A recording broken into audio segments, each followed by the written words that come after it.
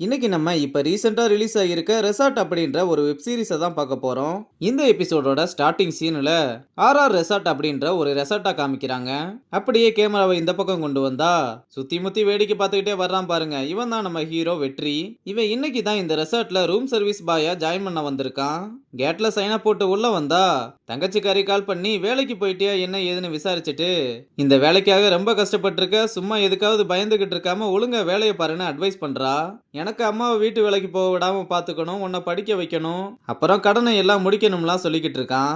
இவங்க அப்பா தான் ஊரெல்லாம் கடனை வாங்கி வச்சுட்டு ஆளு இசாயிட்டார் போல. அதனால தங்கச்சிக்காரி அப்பாவை மாதிரியே யாரையோ பார்த்ததா ஒருத்தவங்க சொன்னாங்கன்னு சொல்ல, இந்த பிரச்சனைக்கெல்லாம் காரணமே அவன்தான். அவன் இருந்தா என்ன செத்தா என்ன, நல்ல காரியத்துக்கு போகும்போது போய் அவனை பத்தி பேசுறேன்னு ரொம்ப கோவப்படுறான்.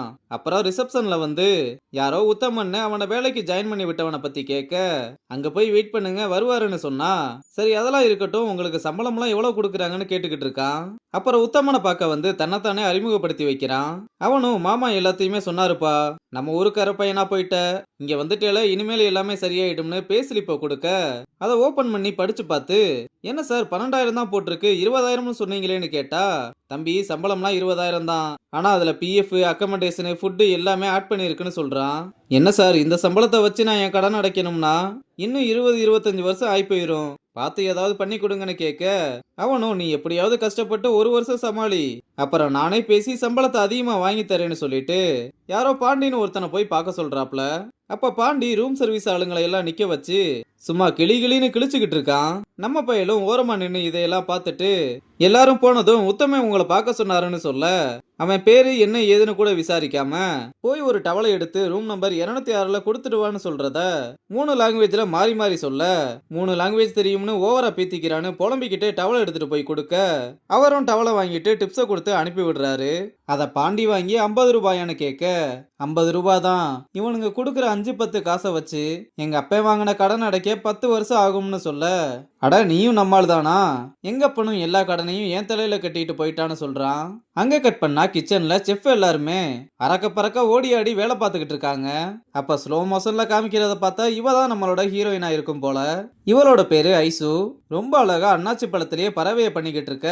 அப்ப அவளோட ஃப்ரெண்டு வந்து, இன்னைக்கு நீ பண்ணியிருந்த டிஷ் ரொம்ப நல்லாவே இருந்துச்சு, ஆனா நீ இன்னைக்கு பண்ணியிருக்க வேண்டியது மஷ்ரூம் ஸ்டார்டர்ஸ்னு சொன்னதும், என்னடி சொல்றேன்னு வேகமா கிச்சனுக்குள்ள வந்து அடுப்பை பத்த வச்சு பார்த்தா ஆனே ஆகலைன்னதும், கேஸ் அதிகமா ஓபன் பண்ணா குப்புன்னு நெருப்பு வந்ததும் எல்லாருமே ஒரு செகண்ட் பயந்துடுறாங்க. அப்புறம் அவளும் எதுவுமே பண்ணாம ஒரு 2 நிமிஷம் ஹெட்செட்ல பாட்டு போட்டு கேட்டு கூல் ஆகிட்டு அப்புறம் விறுவிறுன்னு எல்லாத்தையுமே ரெடி பண்ணி முடிச்சதும் அந்த டிஷ் எல்லாம் எப்படி இருக்குன்னு டேஸ்ட் பார்க்கறதுக்காக மாஸ்டர் செஃப் உள்ள வராரு. எடுத்ததுமே ஃபர்ஸ்ட் ஒருத்தவங்க பண்ண டிஷ்ஷை மோந்து பார்த்துட்டு அடுத்த டேஸ்ட் பண்ணி பார்க்க, ஐயோ என்ன சொல்ல போறாரோன்னு அவ்வளவு பயம் மூஞ்சில தெரியுது. ஆனா அவரும் நல்லா இருக்குன்னு லைட்டா தலையை மட்டும் ஆட்டவும் தான் உசிரே வருது. அப்போ ஒருத்தர் பண்ண சூப்பை டேஸ்ட் பண்ணி பார்க்க அது சரியான பதத்துல இல்லைன்னதும் பிடிச்சு கிளிகிளின்னு கிழிச்சு எல்லாரும் முன்னாடியுமே திட்டி குமிக்கிறாரு. லாஸ்டா ஐசுவோட மஷ்ரூம் ஸ்டார்டர்ஸை டேஸ்ட் பண்ண திட்ட போறாருன்னு பார்த்தா நல்லா இருக்குன்னு தலையாட்ட அவனும் அதுக்கு நன்றி சொல்றா. அப்புறம் சூப்பை எந்த பதத்துல வேக வைக்கணும்ன்றத புரிய வைக்கிறதுக்காக நல்லா கொதிச்சுக்கிட்டு இருக்க பாத்திரத்தை வெறுங்கையால தூக்க சொல்லி, இந்த ஃபிளேம்லயே இன்னும் 5 நிமிஷம் சிம்மர் ஆகணும், என்ன சொன்னது புரிஞ்சுதான்னு கேட்க, அவனும் ஓகே செஃப்னு கதறான். இந்த ஒரு சீன்லயே இவன் எவ்வளவு கொடூரமானவன்றத காமிச்சிட்டாங்க. அப்புறம் சொல்ல மறந்துட்டேன், இவரோட பேரு நெடுமாறன். அங்க கட் பண்ணா வெற்றி ஃபர்ஸ்ட் ஆர்டர் எடுத்து ரொம்பவே குசியில இருக்க, என்னன்னு கேட்டா ஃபர்ஸ்ட் டைம் கிச்சனுக்குள்ள போக போறேன்ல அதான்னு சொல்றான். டே அது சிங்கத்தோட குகை மாதிரி, கொஞ்சம் மிஸ் ஆனாலும் கடிச்சு கொதறி வச்சிருவாங்கன்னு சொல்றான். அதெல்லாம் நான் பாத்துக்கிறேன்னு இவனும் கிச்சனுக்கு வர எல்லாருமே சின்சியரா ஒர்க் பண்ணிக்கிட்டு இருக்காங்க. அப்ப நெடுமரன் ஜான் கிட்ட ஏதோ தீவிர வாட வருது என்னன்னு பாருங்கன்னு சொல்ல, எனக்கு ஒன்னும் அப்படி வாட வரலையேன்னு சொன்னா, அப்ப வெற்றி கூப்பிட்டு இதோ இந்த பொண்ணு சமைக்கிறதுலதான் அடிப்பிடிக்குது இங்க பாருங்கன்னு சொல்லி டோரை ஓபன் பண்ணி கிச்சனுக்குள்ள வர ட்ரை பண்ண ஜான் வேகமா ஓடி வந்து வெளியே தள்ளி விடுறான்.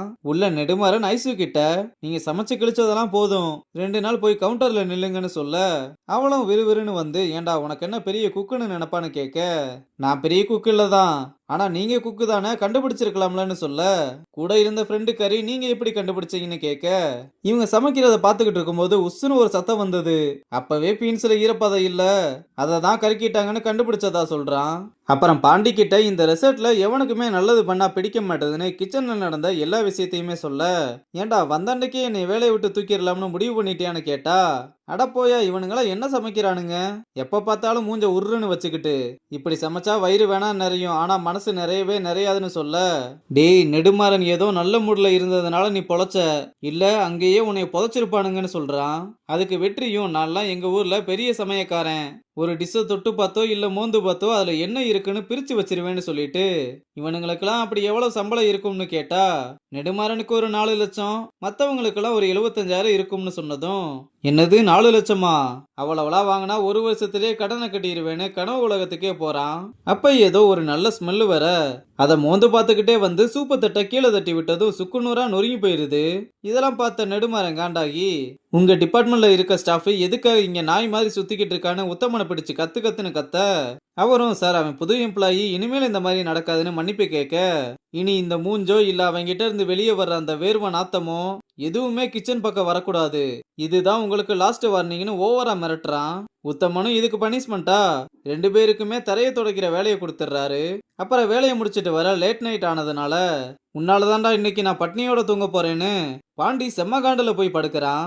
அதனால வெற்றியும் மெஸ்ல இருக்க கிச்சனுக்கு வந்து காய்கறி எல்லாம் நறுக்கி அதை வதக்கிட்டு அதை சப்பாத்தியில வச்சு ரோல் ரெடி பண்ணி வந்து கொடுத்து, எனக்கு யார் பசியோட இருந்தாலும் பிடிக்காது நல்லா சாப்பிடுன்னு சொல்றான். அவனும் சரி நீ சாப்பிட்டியான்னு கேட்டா, எதுக்கு நான் சாப்பிட்டது வயிற்றுச்சல்ல சாப விடவான்னு பாதி சப்பாத்திய அவனுக்கு பிச்சு கொடுத்து சாப்பிட ஆரம்பிக்க, டேய் நல்லா சமைக்கிறடா, ஆனா என்ன நம்ம செஃப் உன்னை உள்ளவே விட மாட்டாருன்னு சொல்ல, அதென்ன நம்மளை மட்டும் உள்ள விட மாட்டாங்க, இதுக்காகவே நான் உள்ள போய் காமிக்கிறேன் பாருன்னு சொல்றான்.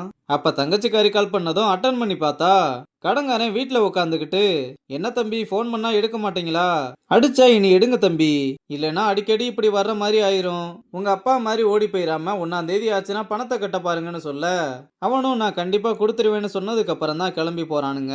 அப்புறம் தங்கச்சி கிட்ட, நைட்டு யாராவது கதவை தட்டினா திறக்க வேணாம்னு 4 வார்த்தை ஆறுதலா பேசிட்டு காலை கட் பண்றான். ஃபர்ஸ்ட் எபிசோட்லயே ஹீரோவோட லைஃப் எவ்வளவு கஷ்டமானதுன்னு காமிச்சு இந்த எபிசோட முடிச்சிருக்காங்க.